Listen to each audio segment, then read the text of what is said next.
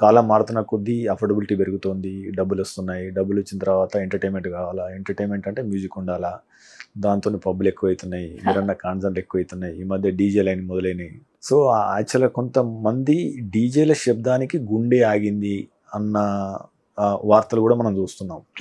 యాక్చువల్గా పరిమితికి మించి డెసిబిల్స్లో మ్యూజిక్ వినడం ద్వారా మన శరీరంలో ఏం జరుగుతుంది? It's a kind of shock అని చెప్పంటాం. There is also research on this. సింపుల్గా నార్మల్గా అర్థం అవ్వాలి అంటే మన చెయ్యి కెపాసిటీ ఒక 5 kg బరువు ఎత్తగలుగుతాం, మనం 10 kg ఇంకొంచెం కష్టం మీద ఎత్తగలుగుతాం. అలా కాకుండా సడన్గా 100 kg బరువు పెడితే కొలాప్స్ అయిపోతుంది. ఇది మజిల్ లోపల ఉన్న నరాలు అన్నీ కూడా బజ్జి అయిపోతాయి.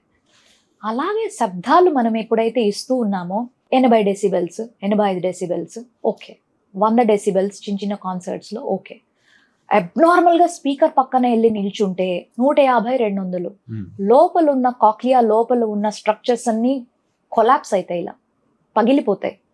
దాన్ని షాక్ అంటాం మేమైతే. సో అలా షాక్ వచ్చినప్పుడు బాడీ మొత్తం డిఫరెంట్గా రెస్పాండ్ అవుతుంది.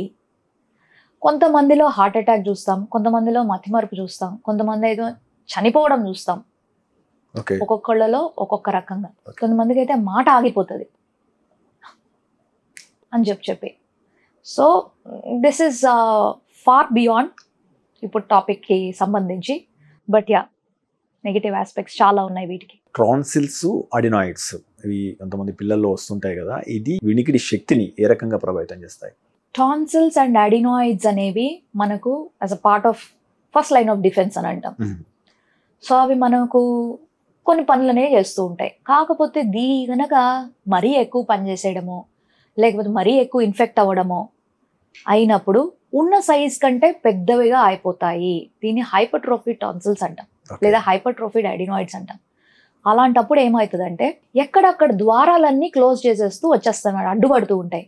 మన చెవికి వెంటిలేషన్ ఎలా వస్తుంది అంటే ముక్కు వెనకాల ఉన్న అడినాయిడ్స్కి పక్క భాగంలో ఉన్న యూస్టేషన్ ట్యూబ్ అనమాట, దాని ద్వారానే వెంటిలేషన్ వస్తుంది. మరి ఇప్పుడు అడినాయిడ్స్ టాన్సిల్స్ అబ్నార్మల్గా అయిపోయి ఆ ద్వారాన్ని కనుక మూసేస్తే దెర్ ఇస్ నో వెంటిలేషన్. కిటికీలన్నీ మూసేసి రూమ్లో ఇట్లా కూర్చోబెట్టేసినట్టు అవుతుంది. లోపల ఒక చిన్ని కాక్రోచ్ కానీ ఏమైనా చనిపోయిన వాసన వచ్చి ఎలా అయితే ఇలా అయిపోతుందో ఆ మధ్య చెవిలో కూడా అలాగే నీరు పేరుకుపోయి ఆ తర్వాత చీమ్లాగా అయిపోయి వినికిడి లోపం అనేది చూడడం మేము చాలా వాళ్ళలో చూసాము. ఎస్పెషలీ మన ఇండియన్ సినారియోలో ఎక్కువగా చూస్తున్నాము. బికాస్ ఏమాత్రం కొంచెం ఇలా వచ్చేసినా ఓవర్ ద కౌంటర్ వెళ్ళిపోయి మెడికేషన్ తెచ్చేసుకుంటాం, యాంటీబయాటిక్ రెసిస్టెన్స్ వచ్చేస్తుంది. టాన్సిల్ ఇన్ఫెక్షన్ సింపుల్గా మెడికేషన్స్తో తగ్గిపోవాల్సింది ఇప్పుడు మేము సర్జికల్ ప్రొసీజర్ చేసి తీయాల్సినంత సిచ్యువేషన్స్కి వస్తుంటాయి అన్నమాట. అందుకని అది one of the reason, most important reason అని చెప్పేసి అంటాం. యా, దీనివల్లనే మెయిన్గా వెంటిలేషన్ అనేది సరిగ్గా లేనందువల్లనే మిడిల్ ఇయర్ ఇన్ఫెక్షన్స్ రావడం వల్లనే వినికిడి అనేది తగ్గడం చూస్తూ ఉన్నాం. But this is very easily treatable. That is called temporary hearing loss. Right టైంలో కనుక డాక్టర్స్ని కన్సల్ట్ అయితే సెట్ అయిపోతుంది. మీరు తీసుకునే అదే మందులు, అదే నాణ్యమైన మందులు, కానీ సగం ధరకే. అవును, మెడ్ ప్లస్ బ్రాండ్స్ పై 50 to 80% తగ్గింపు.